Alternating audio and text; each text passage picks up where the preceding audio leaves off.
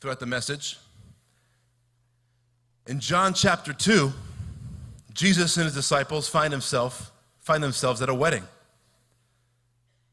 Now, wine was very important to a Jewish wedding. Over the course of the week, they would start drinking, and they would continue to drink and celebrate what had just happened, and they would keep having wine. It was crucial. When the wine is out, the wedding's over. Wine was very important. Jesus finds himself at a wedding where very early on in this wedding, the wine is gone. Out. Wine's out, wedding's over.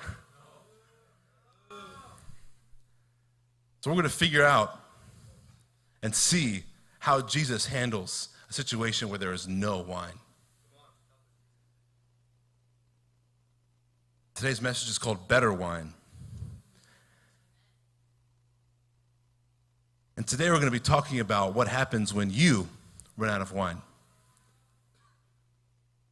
When in your life, you need more wine, but you have none of it. And today, when I say wine, I mean this. Wine is the joy of persevering through transformation. Wine is the joy of persevering through transformation. We're going to see a transformational work happen as Jesus turns something that is not wine and makes it wine. And he makes it better wine. I'm giving you a spoiler alert. That's okay, you've read it. And we're going to learn that we can have joy as we persevere through that transformational process of becoming better in the face of our King. Are you with me? Come on, turn to John chapter 2, verse 1. Better wine. Come on.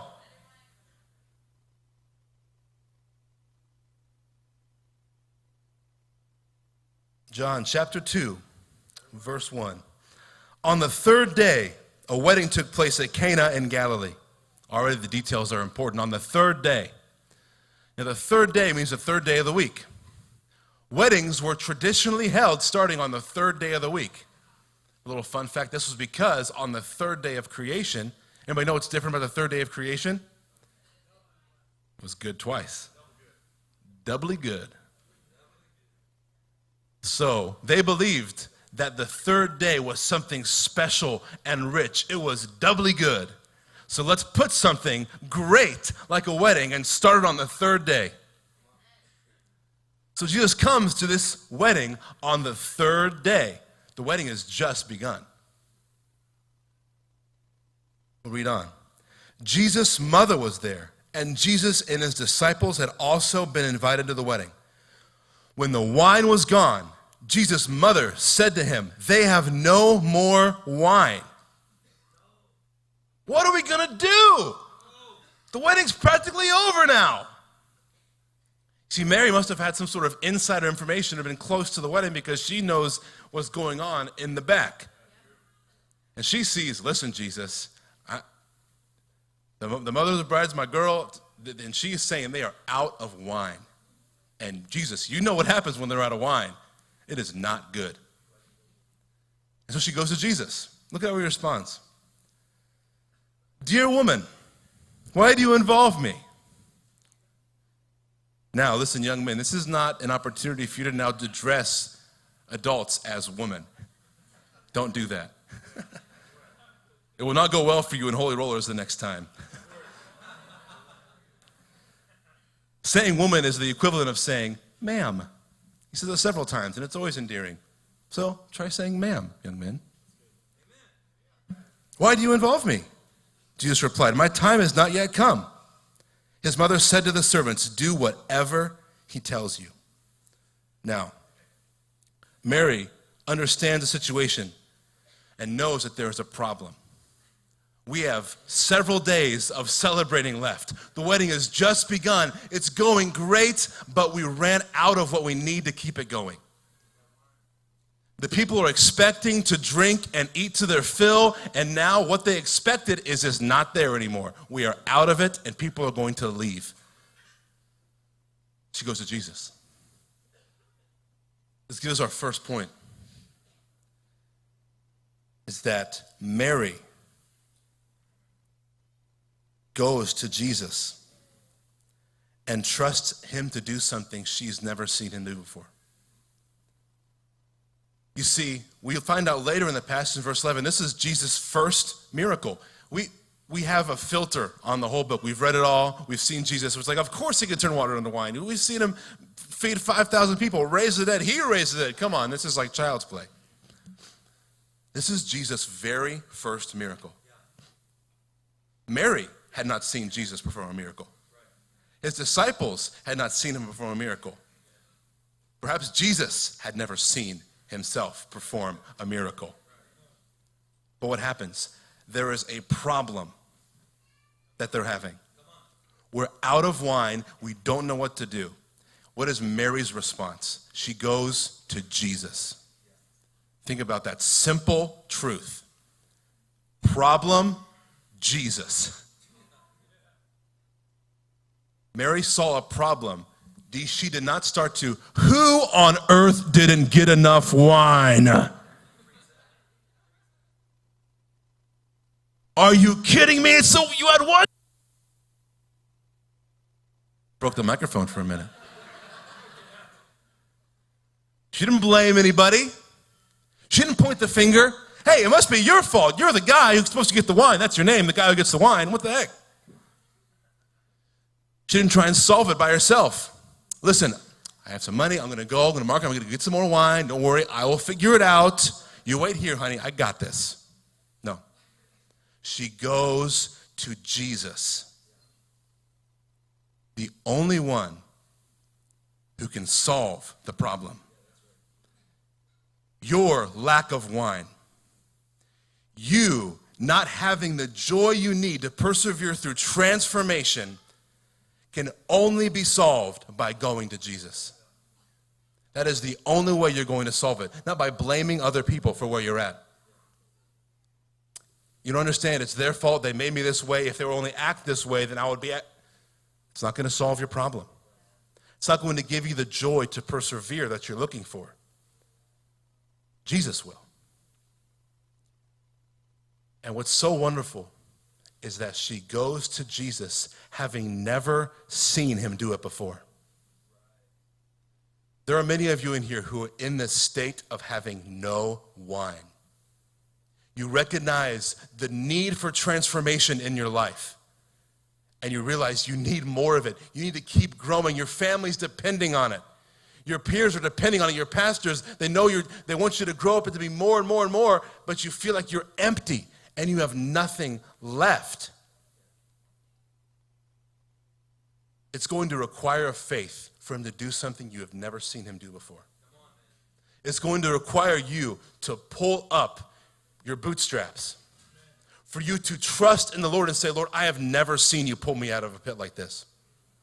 I feel like I've never been this low. I have never been, I'm not them. I'm not as great as them. I'm not as strong as them. There's no way I can reach that potential. And Mary says, do whatever he says to do. He can fix it. Saints, your mentality must be, I have to do whatever he says. He is the only one who can fix it. He is the only one who can give us more wine. He is the only one able to bring my joy back so I can persevere through this transformational work that's going to happen. It's not going to work by blaming others. It's not going to work by trying to figure out your own solution. Remember the words being given earlier about trying to conjure up a second wind? That's exactly what we're talking about. You can't conjure up more wine in your life. Being downcast because you see the amount of growth you need. You see the amount of transformation your child needs to become the righteous man or woman of God you're hoping them to be. And it feels like you have no more wine to give them. You've exhausted your resources. I've disciplined all I can do. I don't know what else to do. Your wife's at a low spot, wanting to give up, exhausted from taking care of children. She feels out of wine, and you're out of wine to give her. You've tried reading the scripture. You've tried praying. You've tried encouraging, and it feels like nothing is working. You're out of wine. Your joy to see them through their transformation and your own transformation is gone. Run to Jesus. Let him do something you've never seen him do before. Remember last week we talked about Jeremiah standing on the word that he got about being formed in his mother's womb? Think about Mary. What word is she standing on? A word given 30 years ago.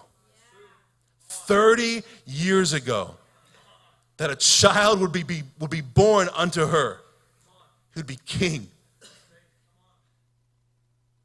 Listen, saints, it is time to remember that word. It is time to have faith to see him do something bigger than you've seen him do before.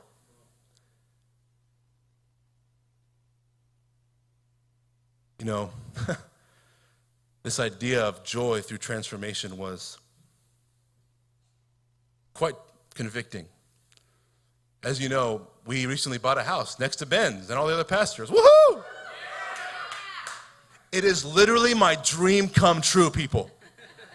My dream come true. And I still find a way for there to be no joy. The Lord blessed us with being able to sell our house in a great market, so we're putting somebody back in the house to make it more available for our lifestyle. I get to be a part of a transformation. Yes! I saw how stained with pee it was, how bad it smelled, how unorganized it was, and I get to see it become beautiful. Why do I have no joy?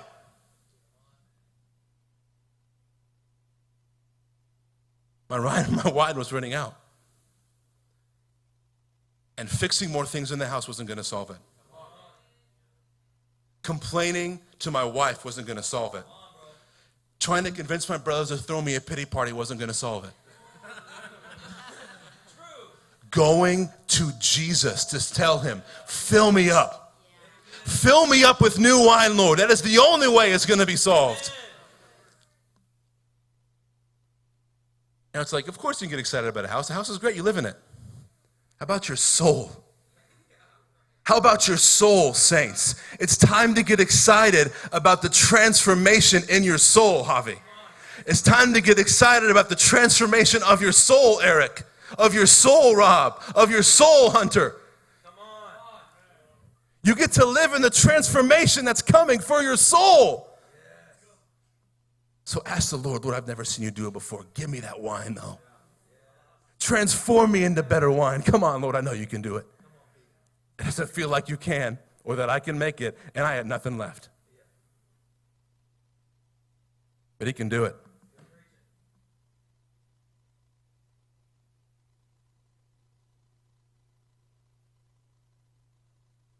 Second Corinthians 9:8. And God is able to make all grace abound to you. All grace. So that in all things, at all times. Is that conditional on your circumstances? In all things, at all times, having all that you need. All. No matter the situation, better wine. No matter the situation, trust that he can do it. All grace will abound in you for every good work. Let's keep reading. Verse 6. Nearby stood 6 stone water jars, the kind used by the Jews for ceremonial washing, each holding from 20 to 30 gallons. I do a little research on this. I'm like, well, I don't really know what that means, but I'm sure I can find out. These jars were not used for holding wine. Let's start there. There were jars and basins used for holding wine at the wedding. They were just empty. Jesus didn't say to grab those. He could have said, hey, you know all the vessels that used to have wine in them? Let's just use those. No. He said specifically, grab these water jars. What they were used for is, they were used for a wedding. Water would be put into these jars. We have pictures of jars similar to these. They were massive, holding like 30 gallons. They'd weigh like as much as a person. They would be dumped and poured into a pool called a mikveh, I think. No, I'm no Hebrew pronunciation expert. And the night before a wedding, the bride would wash in this water that was poured from these vessels. These waters held purifying water that transformed a bride from being unclean to clean for her husband. He said, grab those jars and fill them with water. You have a picture of the pool? Look at that. Bath time.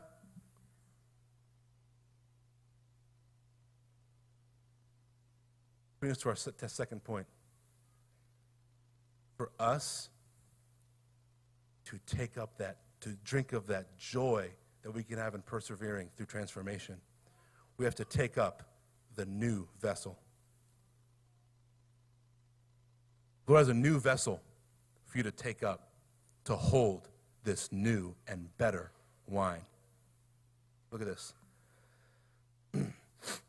Jesus said to the servants, fill the jars with water. So they filled them to the brim. Now, I love these servants. These guys are like the secret stars of this passage. Look at them. They're the guys, they know the wine's out. They've been serving the wedding. And they're just sitting around like, crap, what are we going to do? And then Mary, this friend of the party, is like, hey, Jesus, my son. They're like, they don't know who. Jesus, okay. Listen, do whatever he tells you. If that were me, I'd be like, what does he have to do with the wedding? Why am I? That would be like, so Josh is like the master of the banquet in the story, right? He's the one, like, making sure everything goes great. And more. It'd be like if Josh was like, hey, do whatever Peter says. Like, I don't know about weddings. Don't ask me.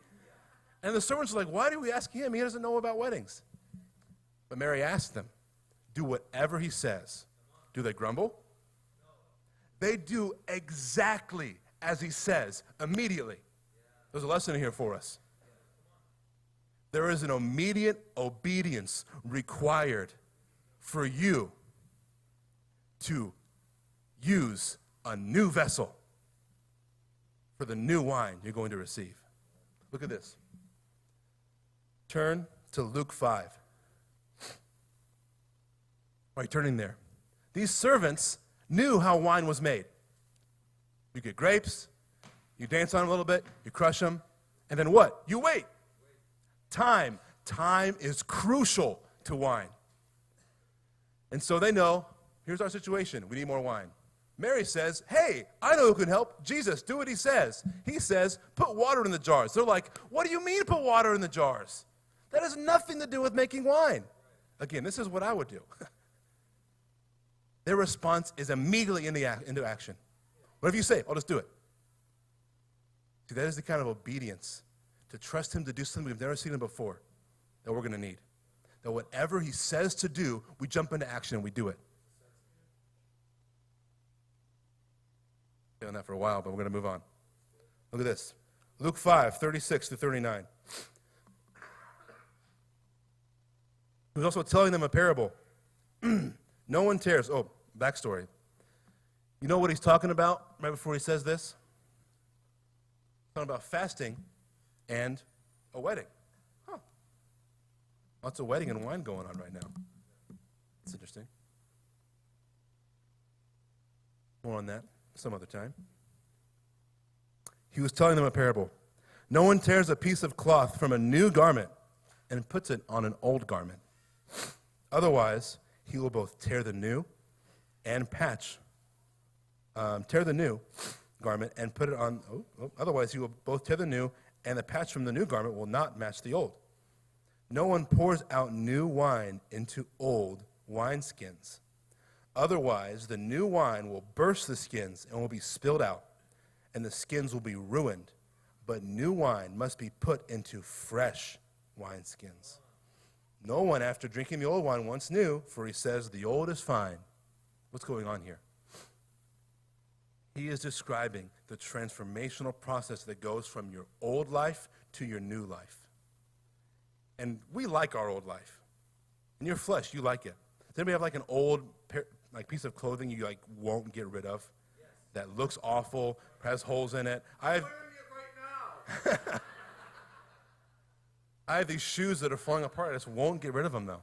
Because I love them. I got on my honeymoon with my wife and I was like, I just got to keep these things. Come on. That's what I'm telling myself. Come on, Peter, just keep them a little bit longer. Imagine someone getting me a new pair of way better shoes and me saying, well, let me take the soles from the old one and put them on the new one so that it's still like the old one. You're ruining both of them.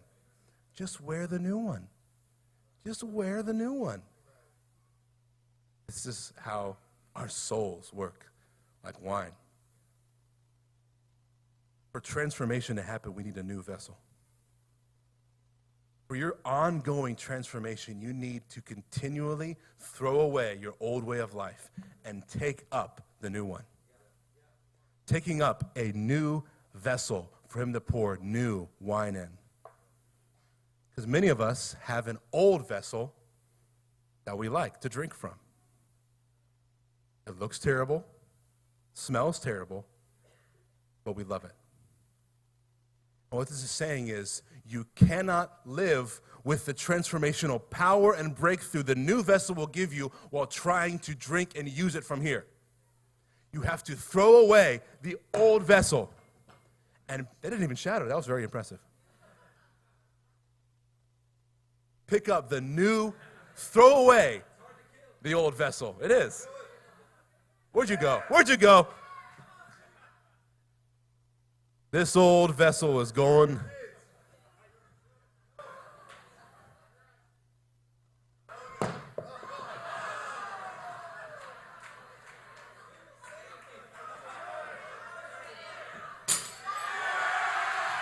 Let's go. Woo! It felt good. It felt real good. Sorry, Adam, you're going to lead from there later.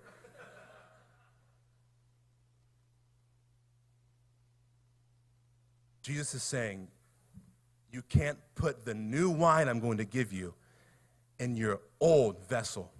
The new transformation I'm going to give you, you can't give into your old way of life. It's not going to work. It won't fit. You will burst trying to sustain it. You will burst. This looks like it's expecting new transformation the way you lead your family. Them to follow you, respect you, trust you, and to lead them in biblical truths, but you still spend your time the way you're used to at home. You're still spending all your time watching TV. You're still not praying with them.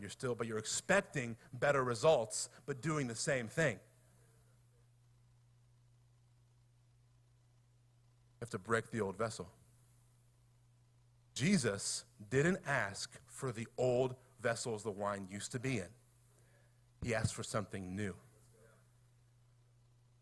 And in that new vessel, he puts something unexpected to become wine. He didn't just say, there is someone going down the street who has wine. Look, there they are. Didn't go buy it. He transformed it from water to wine, and we're going to see that. Your transformation from old to new, to better wine, from water to wine, is not going to look how you expect it to look. The water to wine did not look how the servants expected it to look, where they could logically understand it, where they could measure it. It was supernatural. That's the point. Your transformation is supernatural. That's the point. How many of you, when you came to Christ, these things you were trying to break as habits for years or months were suddenly broken in an instant? Who can explain that? That doesn't make any sense. If you were to tell someone before that, hey, I really want to quit this, right? They would say, well, you need to have a lot of discipline. Maybe. I spoke to many people who were alcoholics. Delivered, instantly gone, the desire for it. How do you explain that? People go to rehab for years trying to crack it. And in an instant, Jesus Christ completely gives them a new vessel. See, you can't logically plan out and systemize your transformation to better wine. It is complete submission to a new vessel, to a new way of life, so that he can fill it up with something better. Come on, we get to be a part of Transformation Church. We're becoming better.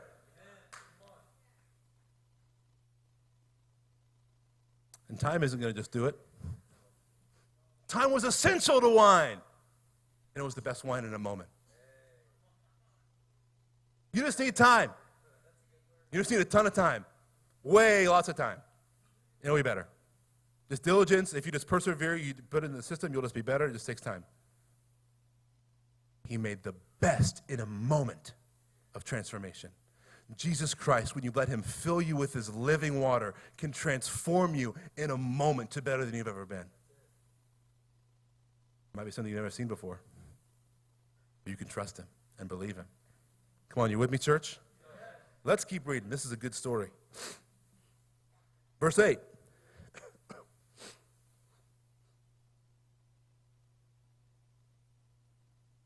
And he told them, now draw some out and take it to the master of the banquet.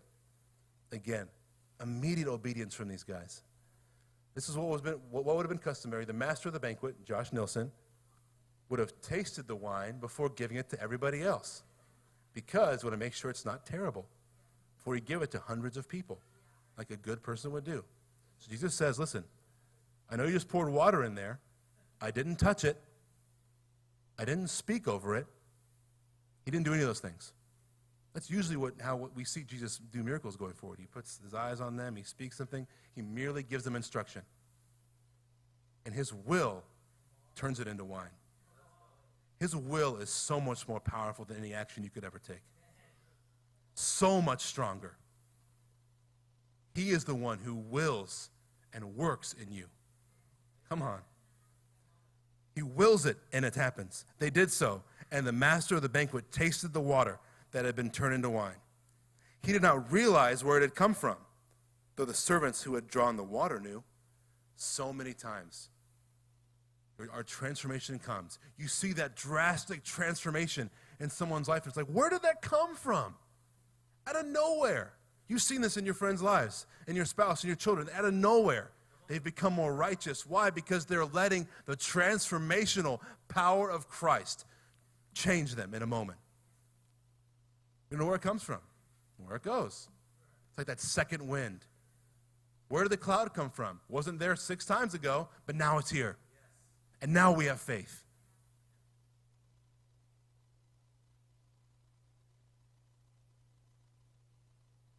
Then he called the bridegroom aside. Didn't call Jesus aside. He didn't know Jesus did it. And said, everyone brings out the choice wine first, and then the cheaper wine after the guests have had too much to drink. But you have saved the best till now. Man. Jesus is saving the best for later. He's not done with any of you in here. Your best isn't behind you. If you'll take up that new vessel and transform, it only gets better. So what's happening here? We get a little eye into this wedding custom for Jews. They would start off with great wine, because everybody celebrate, everybody's have their wits about them. They would drink the best wine. Woohoo! Days later, after partying and drinking and having lots of fun, the wine would periodically get worse over time, naturally, because no one is paying attention. They're just celebrating, right? You guys understand that concept? It's kind of like, is anybody playing like Little League growing up or like organized sports as a kid? Right? Very few of you. Wow. Okay. There we go. The honesty comes out. You ever a part of that? You ever in a Little League game where you were like obliterating the other team? Right? Your scoreboard is so high. At the end of the coach would be, all right, little Bobby, you can go in and play for a few minutes. He hadn't played the whole game because he made it worse. I was that kid in soccer, but.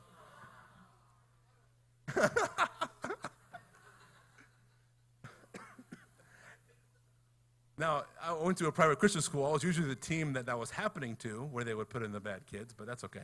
So, you've been a part of these games, though, where it's like they're up 40 points, and they put the little kid who's got like strap-on glasses, and he can't dribble. And he's like, here we go. That's like how the wine was like. It's like, well, it doesn't really matter now. Everybody's already drunken a lot. Just put in the bad stuff. No one's going to care. And no one did care.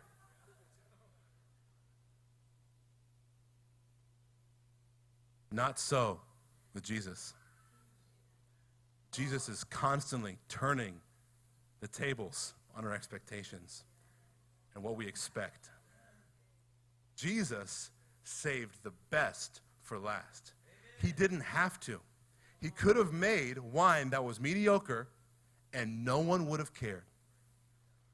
Would have been completely acceptable. It's like, hey, there's more wine. We're still going to celebrate. That's not what he did. Jesus made wine that was better than there had been before, and he made it in an instant. He didn't have to wait for it. Didn't have to crush it with his toes. Didn't have to ferment it. He made it better through transforming something else into it. A new vessel filled with water turned into something better. Jesus wants to do this with your soul, saints. When you take up that vessel, when you allow him to fill you up, he can transform you to be better than you were before. When you're in that mindset and you're in a low spot, your joy has been depleted. You have no joy in the transformation anymore. You're exhausted of the work it's taking. I just keep getting rebuked and corrected. I can't take it anymore. I am exhausted of this. I keep getting it wrong and wrong and wrong. I keep trying to lead my home and no one appreciates it. I keep trying to serve my husband and he never thanks me. Your joy is just depleting. And you think, it's never going to be as good as it was. I mean, marriage is thinking, my marriage will never be as good as it used to be. I don't have as much free time with my wife anymore. We have kids. We're busy. No, saints, you need transformation. You need transformation from water to wine, from good to better. And it takes faith in the unseen to trust that. It takes faith to know, no, I am not going to settle for what was. I know that Christ is making me better and better. But it takes throwing away that old vessel. You can expect better wine and still hold that old vessel, still hold that old way of life. It won't fit. It'll burst. Saints, your marriage, when you let it transform, when you two seek the face of God together, have joy as you grow closer to the Lord, your best days are ahead, I promise. You've been doing ministry for years. You're tired. When you let yourself and your calling be transformed and matured, your best days of ministry are ahead. When you feel your child is going the furthest they've ever been from the Lord, and you trust in the transformational work and you and in them, and submit it to God, the best days are ahead. Church, we need this mentality. You need this mentality for your soul. That when I transform, when Jesus makes me better, when I submit to him, break the old vessel, my best days are ahead.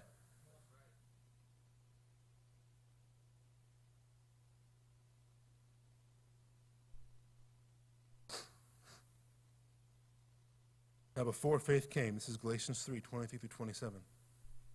Before faith came, we were held captive under the law, imprisoned until the coming faith would be revealed. So then the law was our guardian until Christ came, in order that we might be justified by faith. But now that faith has come, we're no longer under a guardian. For in Christ Jesus you are all sons of God through faith, for as many as you were baptized into Christ have put on Christ. The answer for you is to stop doing as your old self has always done. When you're feeling that low place of no joy, what did you used to run to? Maybe it was a substance, alcohol. Maybe it was distraction, TV, media, entertainment. When you were low before, did you go out and try and buy your way out of it? Did you despair? Complain, grumble? It's saying you are no longer under that. That solution that felt like it worked in the moment before is not going to work any longer. You need to be transformed. It is not going to fit anymore. Take up the new vessel that is Christ Jesus and let him fill you with something better. You're not always going to know what it looks like. That's why we do as the servants do, and we obey his voice while we wait. The servants did not know how the wine was going to come. They didn't know the next instruction. They merely obeyed his voice. As you're waiting for transformation in your life, you're waiting for your wife to be transformed. You're waiting for your marriage to grow up. You're waiting for your child. You're waiting for yourself to become what you know you're called to be. Obey his voice. Listen to his commands. Do the simple instructions you know the word tells you to do, and trust that out of nowhere, the transformation will come. That the water, in a moment when it's drawn out, it's sitting as water, and it's drawn out, now it's wine. As you're living in that, and you're fighting for joy, it may feel like water. In a moment, saints, he's going to draw you out and you're going to be wine. In a moment, he's going to draw you out. It is going to be a joy that you've never had before.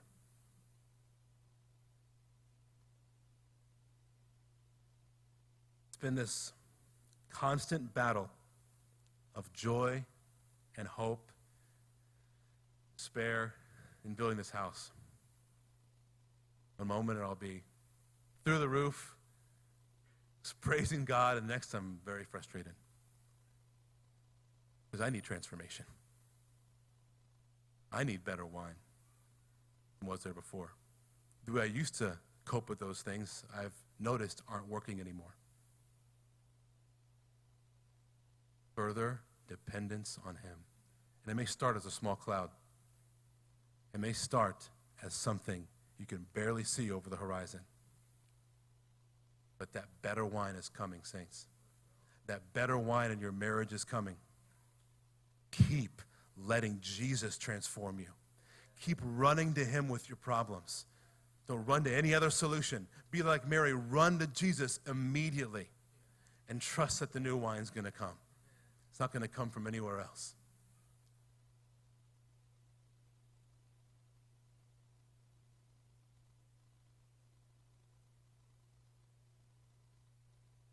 We get better wine from Christ over and over again. You guys experienced better wine in your life before? Have you experienced your marriage grow over time? Have you experienced your calling become stronger and stronger? And whatever is in your life right now where you feel empty out of wine. Come on, you know. Most of us have seen him do it before. He will do it again. He will do it again. Submit to him again, and he will fill you up. Vessel after vessel. Wine batch after wine batch, it will only get better.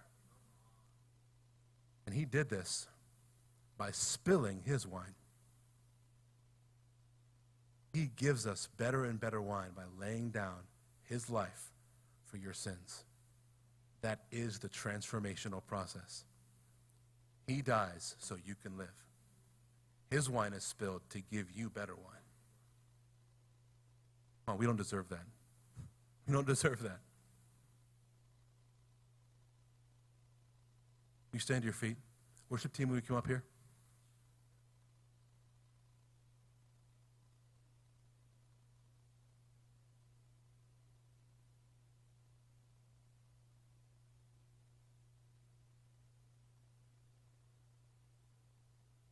I want you to gather around your families for a moment and they begin to play. We're going to take communion in a moment. As they play, I want you to start to pray and ask God And be honest with your family. What is the area of your life where you have run out of wine? Where do you feel in your heart you are empty and dry from wine? Maybe it's your own personal growth. You don't feel yourself growing anymore. You're discouraged because you're not advancing as fast as you used to in maybe it's the revelations you're getting from the Lord, the maturity you're seeing in others and around you. Maybe that's where you've run empty and out of wine. Maybe it is your marriage. Maybe where there's used to be joy in seeing each other grow and flourish. Now there's coldness and frustration with where your spouse is at, instead of excitement at where the Lord is both taking you. Maybe there's no wine and joy in waiting to be married. Maybe it's all run out. You don't see a way forward, and you're empty. Confess these things. Lay them out before your family right now. And begin to ask Jesus to fill you up. Begin to ask Jesus to give you better wine and throw off whatever you're trying to use to fix this problem right now. Let the Lord bring to mind whatever you're trying to use to cope with this lack of wine in your life, this lack of joy in the process of transformation. What are you trying to use to cope with it? Maybe it's materialism. Maybe it's anger. Whatever it is, bring that out into the light right now. Once you have, and the Lord has refreshed you with the encouragement of joy and better wine, I want you to come and take communion with your family. And they're going to sit up here and play a song. We're going to take communion all together. Amen.